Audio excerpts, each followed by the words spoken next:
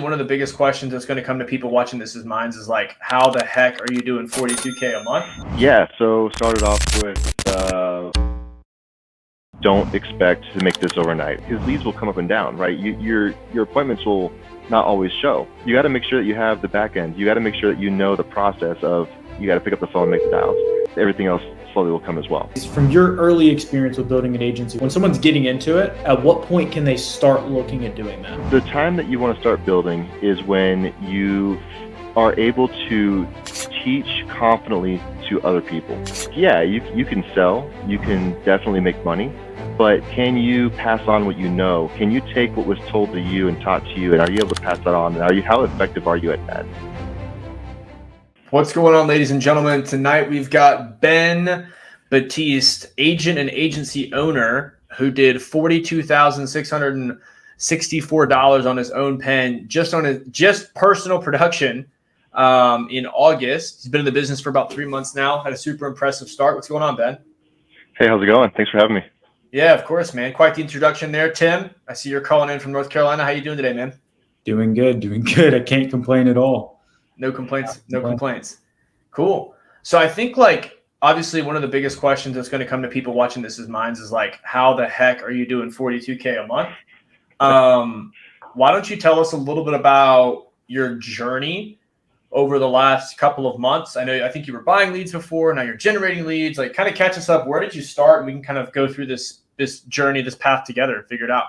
Yeah, so started off with buying leads, right? Didn't know where to go, so went to different vendors, various vendors, right? Trying to just figure out where to go. Spent tons of money on leads, didn't convert them, found out that they were being used or given to other agents, right? So I didn't know even how old they were, how new they were. Yeah. Couldn't see the ad set, so I had no idea what was even being advertised. Tried some of the live call transfers. Ultimately just made a couple sales here and there, but just didn't have anything that was really selling or converting over until I met you guys. Yeah. Okay. And so, like, I mean, one of the other things too is I see a ton of people there. There's all these like different types of lead vendors, and like I see there's like marketing companies in every corner of the freaking earth nowadays that are trying to start generating leads for people. Whenever obviously, I'm sure you had some hesitations just meeting us like on the internet and everything. Walk us through what that was like, kind of just meeting for the first time on a Zoom call after you saw us on social media, and kind of leading to now, like, what type of hesitations did you have? Can you unpack that for us? I mean, it was a bit of, hey, are you guys legit, right? Like that's the overall question whenever you meet someone for the first time. I mean, ultimately, I think I found you guys through DeFord because I was trying to find a way to get trained, figure out leads, like figure out how to get in the business. Not sure one way or the other. I found an email from you guys. Figured out just see what it's all about. Had a call with you. Very skeptical, Yeah. super skeptical. And then, but figured, why not? Like, ultimately, we're in the business you take a headfirst dive in the business. So I figured, it's not going to hurt me. It's not going to kill me. So I may as well, right? So, yeah. And ultimately, you couldn't get worse than where I was already at. Yeah. And so, like, fast forwarding a bit now, you had that moment of like, I have to make a change. Now is the time. This is the right thing. Now's the right time. Like, can you unpack I think it's been a couple months now. Can you unpack what it looked like in your first month of production, comparing it with like your second month of like full-time final expense production? Yeah. So kind of unpacking a little bit. Once we got the lead flow started, I started seeing the ads coming through. And started seeing the sales coming through. I think, if I remember correctly off the top of my head, I think maybe the first half month, right? Because it wasn't even a full month, was about 5K. Then the first full month of actually, working on my own lead generation was a crazy 26K in that month. Yeah. So now it's just going, like, it just keeps going from there, right? Like now we're seeing, the 42. My goal for next month is hopefully to be in the 60s, right? Because who doesn't want to keep going up? It's a total game changer. I mean, from the my own leads, from marketing, the training. I mean, it's one of the best places. I mean, best decision I ever made, hands down. 100%. And I appreciate you sharing that, because one of the things that I think so many people try to like peddle in this business is that you're going to be a billionaire tomorrow selling life insurance. And like, if you just get this one lead source or this or that, like it's a combination of things, of training, of scripting, of automated systems, of generating the leads themselves.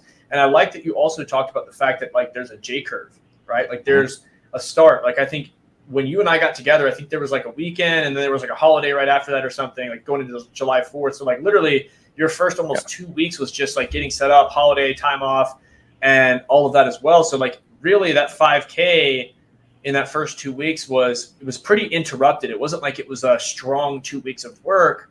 And then your first month was only, 26K, your first full month, which is nothing to bat an eye at, but nothing in comparison to 42K last month. And I'm sure you're going to blow it again out of the water this month as well. So I think that's pretty cool to see, especially for the people that are like, they're hungry, they need the money now, but like there is some patience in this industry that's required. How do you feel talking with prospects now that you've gotten more repetitions under your belt, you've been doing this for a couple months? Like how do you feel in these calls themselves?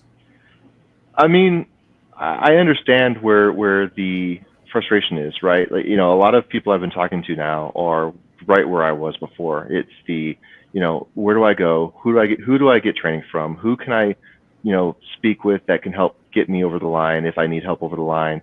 And ultimately, where do I get leads? That's a huge one. Like, where do you find leads? Do you buy the leads? A lot of people I've been talking to have been, into the live, live transfers, which that can run you, $60 to $80 per. So, it's good to be able to have had that experience, and then also have the experience that I have now to be able to say, hey, look, things actually can be different, right? You can get the hands-on support. You can have the hands-on training. You can also have your own leads being marketed to you. So that way you can actually have the career that you want in this industry. 100%. And I mean, dude, you've had one of the fastest kind of like ramp ups or trajectories of anybody I've seen coming into this business. For those that are watching this, that maybe they haven't had a $42,000 month and they're seeing this, like that is, insane. I would love to do that. What does it actually look like to do $42,000? Like, what is your day-to-day like? It's a lot of work. So I always tell people, don't expect to make this overnight, right? Don't expect your first 2 months to be in the 20s and 30s and 40s. You got to put the work in. You got to be making at least, what was it making? I think I was doing like 500 calls a day almost. And slowly, as appointments were being set, slowly as I started getting more familiar with the script, as I became more comfortable with what I was talking about, your dials will start to lower. And I think it got to the point where, I made $80 in maybe a month because I was sitting appointments all day. So you had a week. I wish we would have done a video about it, but you had a $12,900 week on 86. Oh, yeah. Yeah, that's right. That was just appointments. So that was where I couldn't make any dials that day because I was just sitting appointments back to back to back because they were all self. Yeah, no, I was pretty stoked. I was like, this is awesome. But I always tell people don't expect that, right? Because it may or may not happen. Leads will come up and down, right? Your appointments will not always show. So you got to make sure that you have the back end. You got to make sure that you know the process of you got to pick up the phone and make the dials. That's number one. And then everything else slowly will come as well. 100%. So obviously you said you do a lot of work, which, is obviously that's one of the biggest keys of any of this. Like you're not going to see anything in terms of like substantial success if you're not willing to put the work in. And a lot of this business, when you first get into this business, you have to front load a lot of the effort. Like you said, when you first started off, you're making $500 a day. That's because you have a skill gap that you have to overcome. And then you also have to just make the calls to get the sales. But over time, exactly like you're saying, the effort that you have to put in to get sales, you get way more leverage on your time. But like today, 2 months later, what does an average day for Ben look like? Like Are you working from sun up to sundown every second of the day? Like you don't even have a second to breathe, and you're eating, while calling, like on the toilet, like you don't have any spare time, or what does it actually look like for you? I mean, I'm a bit crazy, so I'm usually up at 5 a.m. I get ready for my day, get my coffee. I have a 7-month-old that I try to take care of as well, get family time. But usually I'm up and going at 5 a.m. And then we start role play with our agents around 7:30 in the morning. We finish that around 8:30 in the morning. And then from there it's appointments, it's phone calls, and then of course I have other appointments throughout the day as an agency owner, right? So I have other appointments I'm setting with other either other agents or business owners to network. But yeah, no, most of the time after we get done with role play, I'm setting my appointments like I usually do for my sales. I'm making my calls outside of everything else I have scheduled, and then normally I'm done about 5-6 o'clock at night. That's spent with my family. My wife and daughter are primary, so once my day's over, and then I go and I'm rest of the days with them. That's awesome. So you still have plenty of time to spend with your family. Do you work weekends? I never have. No. Never worked weekends. Never have worked weekends. That's my day with my family. I know a lot of people in the industry, they like to do Saturdays just because that's a good pickup day.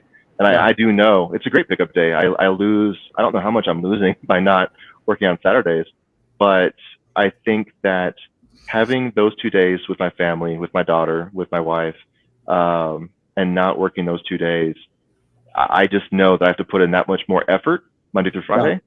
Yeah. And knowing that, I'll do it, because ultimately what's more important, right? It's family is super important. I'm doing this for my family. And if that's the case, then I'm going to give it everything I got Monday through Friday. Then those 2 days I'm going to spend with them because that's what I'm doing this for anyway. I love that. And like, for the people that are out there that are watching this and they're saying like, I'm literally selling my soul to write $15K a month or $20K a month. Sometimes even 5 or 10K a month from what I'm seeing right now. Yeah. Crazy.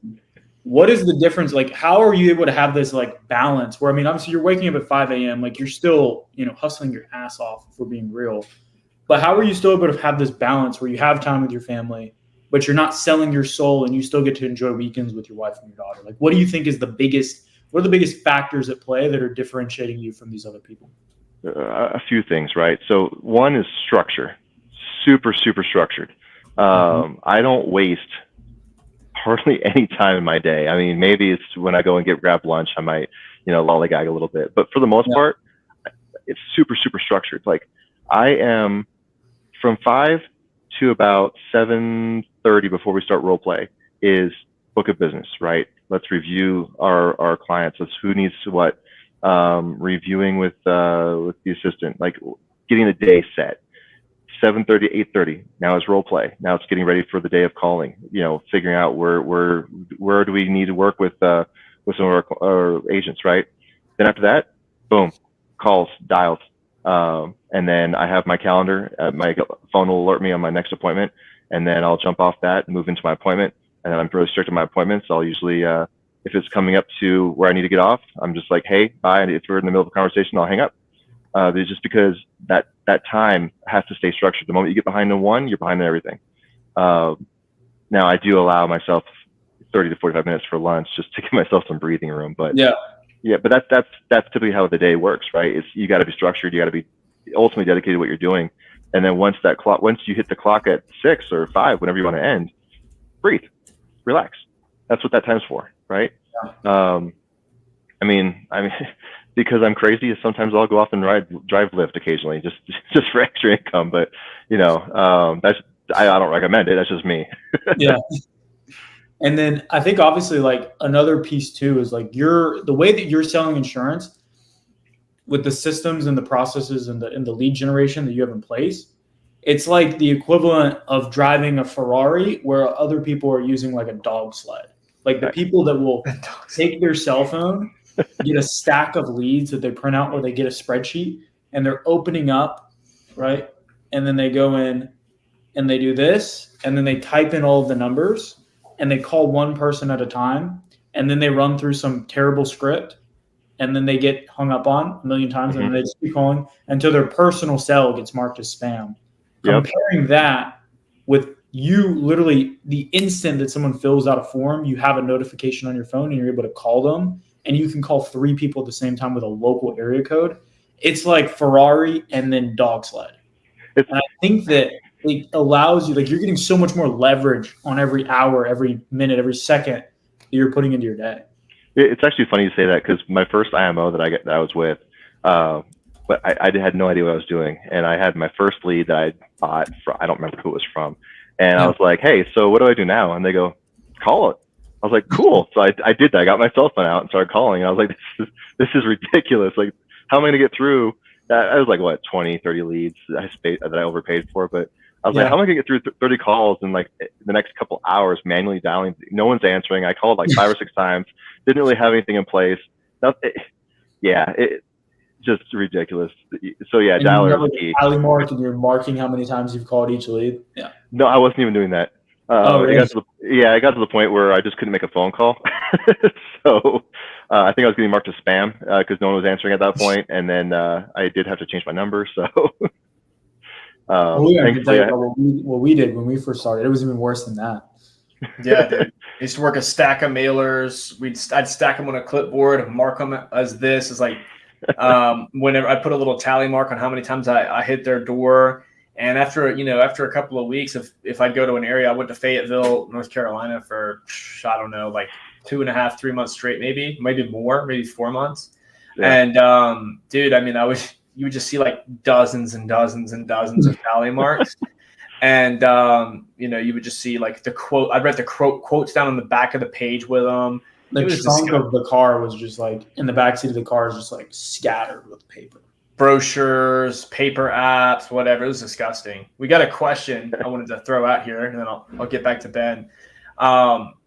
Do y'all think cold calling a data list using an auto dialer works? To be clear, B Mace, everything works. Just how well does it work? Like the dog sled will still help you go from, it's still moving, but like the dog sled will help you move. It's just like if you're on a dog sled on the highway in a Ferrari or the dog sled itself, like what's going to get you to your house quicker or to your final destination quicker?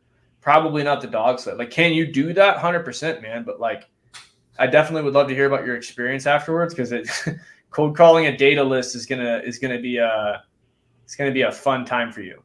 Yeah, I mean, it's fine. I think that's fine to do in the beginning if you don't have an option. But like, if you can invest into generating your own leads, and then you can use that same auto dialer, you're just going to make more money. Exactly. Ben, I want to ask you, because we've been working together for, I think it's about 2 months now. Yeah. What do you think has been like the biggest piece of the program, or like what has been your favorite part of working with us that you think has like helped propel you to this level? 2 things. The training. Well, training, number one. That's been, for me, that was number one, right? Then the marketing aspect too. But you can market and get leads, but if you don't know what to do with the leads, you know what good is having it? But at the same time, it's the same thing. Like, you need training. Actually, no, training's number one, because you need the training before you can do anything else. So I would say that was number one. Then the leads were the second part of it. Thankfully, we were kind of getting it at the same time. So I was able to practice kind of what was being taught but I went through all the videos, listened to pretty much every call recording I could do. I pulled all my call recordings every day. I mean, I sat down with my wife and we would even go over call recordings together and be like, hey, what do you think? I mean, I think I even put myself out there a few times and just sent it to you guys as well. Just said, hey, like, blast me. I don't care. Like, tell me if this is the right way to do it or not. But that's ultimately, I think, how I was able to improve, right? Is by watching everything, by talking things through, by just that support. 100%. So yeah, I'd say number one, training. Then of course the lead generation, but number one is training. Yeah. Go ahead, William. I was just gonna say, I saw like a question here about like an opinion on a certain IMO and like what some tips were about getting started. And I just wanted to echo what Ben said. I think the most important things when you're getting started is tying yourself to people with results. And I'm not just saying like my results, like maybe you don't want my results or Ben's results where we're doing 40+ K per month. Like maybe that's not what you want. If you want to work with someone who is doing 20K a month, like just make sure they have social proof. I would say like Tim got into the business with me, but I hadn't even like really sold any insurance, and I like accidentally recruited him, and he basically got trained by somebody who'd been selling for insurance for 2 or 3 weeks, which is pretty much how most people learn. And like it worked out. We got lucky because I had a prior sales experience, but like that's not a good business plan if you're out on your own on an island getting into someone's downline that's been selling for 2 weeks and they're not making the income that you want, and they're telling you about how much money you can make, but they can take your phone call whenever because they don't have any deals on the board. So I'd say like echoing what Ben says here, like the most important things I think you can have to answer your question, Isaac, is like, if I could break it down into a few things, is like 1, structure and discipline. Like Ben's talking about, showing up every day, same time, keeping things organized. Mentorship and training, I think, are super valuable from people who have results, right? People who have gone where you want to go, people who are going where you want to be. I think that's super huge. And Ben, I'm curious, like, what would you kind of say has been the biggest thing for you to see success early on? Like as a beginner, what was the number one thing, if you had to pin it down to one, that you would say? That number one, sorry, say it one more time. I just want to make sure I'm following. That's fine. The biggest thing that you would say, because like Isaac asked in the chat, biggest question, like what is the biggest thing that you could take away and say, hey, like this is what made me successful early on, versus like one of the 92% of people that fail? Got it. Yeah, no. Training, number one. But the other part too, I think you were touching on it, is, and I was trying to remember a quote that I like to recite a lot. I'm just running a blank on what it was. It basically, it's as a group or as a team, right? We all succeed. But if you're out on it trying to do it your own, that's where you fail off. Like we can't be at this alone. And so those are the two key points. Is the group that's set up for this during this training program for everything. That's part of it. You can bounce off with other people. You can discuss. Hey, here's where I'm having issues. Then you can jump onto the sales training as well. You can then go through the role plays, like the whole thing. Because it's one thing to be trained and then run off on your own. It's another thing to actually be immersed, right? And so that, I think, would be number one. Well, it's 2, but I bundle it into 1. That's awesome. 100%. And I know now you're building an agency, which is like incredible at the stage that you're in the business. What for people that, because I mean everyone gets into the industry, or I won't say everyone, but a lot of people, majority of people get into the industry with the goal of building an agency, right? Yeah. What do you think is, from your early experience with building an agency, what do you think is like the biggest, like when someone's getting into it, at what point can they start looking at doing that? I would say the time that you want to start building is when you are able to teach confidently to other people, right? Mm-hmm. Yeah, you can sell, you can definitely make money, but can you pass on what you know? Can you take what was told to you and taught to you, and are you able to pass that on? And how effective are you at that? Yeah. If you're not effective at it, I would wait until you're able to actually effectively pass it on, because ultimately, as an agency owner, right, you are then going to need to train others. You need to make sure that you're building them up so that way they can make the sales that they need to make and help them be successful. And ultimately, that's what I want to do. I want to pass that on. But I would say that's typically what I would say would be where you know kind of where that step is are you comfortable in that part of it, and do you feel you'll be successful in that area? 100%. I think that's a really good point, because we see out there a lot is just the blind leading the blind. Like somebody gets into the industry, they make 2 sales, and then next thing you know, they're going to build the biggest agency in the world. It's like they recruit their 3 best friends, and then everybody fails. Yeah. Which is actually, that sounds like the story of how I got into the business. I want to open it up to Q&A. What questions do you guys have for Ben as far as like how he was able to write $42K in a month? We'll wait for those to kind of drop in. Usually there's a bit of a delay here. People jump on and it's catching up. We're a few minutes ahead of them. So while they're coming up with those questions here in the chat, I think like one of the things that's super important that I've taken away is like you have a business mind. You have a mind for business, not just a mind for sales. And I think one of the biggest like I don't want to say scams because that's such an overplayed word, but like one of the biggest misleading factors of this industry is people think it's a sales job, but it's actually a business with a sales component. Right. And I want to understand, like, what are some of the business practices that you have that's helping you stay organized, or just like a tip that you have for running this as a business as well as still keeping your sales up, and how that's helping you progress? Yeah, no. So starting this out, I actually didn't think of it as sales. I thought it was as a business. That was the first thing I went into before I got into the industry was, I want to create a business. What's that going to be? That was my first question. Ultimately, I landed in life insurance.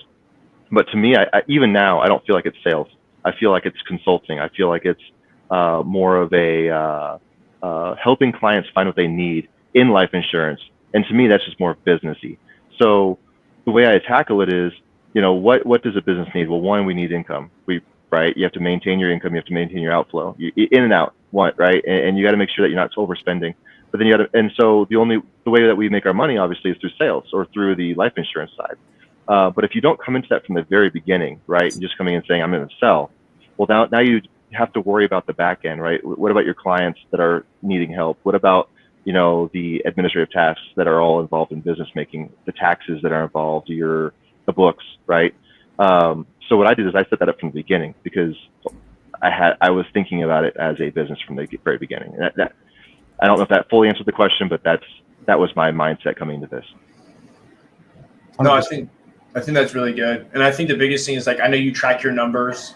You're keeping up with if people are charging back. You have to call them up, get them back on the books. And a lot of people, I think one of the other misnomers is like, if somebody charges back, they're just like, man, my chargebacks are just tough. But it seems like you might have a system kind of dialed in for getting clients back on the books. I know you have an assistant and everything now. This has really been scaling fast for you. Help me understand for the people in the crowd that are like, wow, my chargebacks are crazy. I never call my clients back. Like, what are you doing to kind of keep people on the books, keep them in their plans? Because, I mean, ultimately they want it. It's just a matter of them being able to pay it or the date or whatever. Like, catch us up on that. Yeah. So what I do is I have a tracking system. So basically, whenever I write a policy, it goes into the CRM, right? The automations will go out to them for the reminders. But also on the back end, I have a tracker. So what happens is I put that person in, whether it's underwriting, whether it's issue paid, and then it's going to send out a reminder to myself. It's going to send out a reminder to the assistant. It's going to be pinging on my phone. And it's going to say, hey, it's been, first payment's due on X date. And then what I'll do is we'll reach out, we'll call and be like, hey, your payment's coming up soon. How has everything been going for you? How are you? And then let's say they make the first payment. Well, then another reminder is going to go out about 2 days before that second payment. Again, phone call is going to go out or a text. Hey, how are you? How's wife? How are the kids? Just so you know, you have another payment coming up soon. How it's been going for you? Whatever. I have reminders going out for birthdays. I have reminders going out for anniversaries, for kids' birthdays. There's a client that I had that ended up in the hospital, where I sent her a text just saying, hey, you'll be receiving your policy here soon. And she said, I'm sorry, I'm in the hospital. I'll get back to it later. I set an appointment, or I set a reminder for myself, and I called her and I said, hey, how was your time in the hospital? So we're always keeping touch points with our clients and making sure that they feel that they are number one with us. And ultimately they are. Like they are our clients, and I want to do everything I can for them. And so I make sure that we have something in place where we can always stay up to date with them. And so our chargebacks are low, but then if we do get a chargeback, the first thing I'm doing is we're calling out and finding out what happened. Like, hey, was it a cancellation? Did you not like the policy? Like something I did wrong? Sometimes you may not be able to get them back ultimately, but we do try our best to see where we went wrong with that, if we did. Yeah, no, that's brilliant. And I think the thing is, like, this is just another added point as to how you treat this like a business as opposed to what most people do, which is like when Julian and I asked our upline, what should we do if we get a chargeback? The answer was, with a super like backwoods North Carolina accent, write more business. That was the system. That was the answer, period, in the sentence. Look, boys, you just need to write more business. Like, there was no rhyme or reason. Don't even call them back. Just go write more business. And if you did that, you were gonna, that was the answer. So just like seeing the difference of that versus what you're doing to see the success that you're seeing and what the other agents in our program that have all the automations and stuff built out for them. It's just such a contrast from what most people are doing. I want to ask you one more question, then I want to kind of give you a chance to tell people where they can reach you if they want to learn more about joining your agency. Yeah. But if you were to go back to Ben, it's September, I think we started working together in June, and you could go back in time in a time machine and talk to Ben back then, what would be the biggest piece of advice that you would give to yourself or just to somebody in your position to help them get to where you are now? Oh man. Besides the pep talk. That could be your answer if that's I definitely would have been giving myself some major pep talks for sure. But maybe, things will keep pushing, right? That was what I was telling myself even then. Keep pushing. It's going to work out. Things are going to be great. But I think knowing what I know now, if I was to go back to myself then, I would definitely say, hey, you need to actually market yourself. That would be first and foremost. I mean, I was already seeking the training. It was a matter of where do I find it? I didn't, honestly, the last piece of my mind was marketing. So that's where I would go. I would be like that little birdie on my shoulder, and I'd just be like, "Hey, market yourself. Like, get the name out. Like that's right. Like you're still seeking the training, but yeah." Awesome. Well, dude, keep rocking and rolling. Guys, thanks for watching. And if you have any questions, throw them in the comments. We'll see you in the next one. Peace.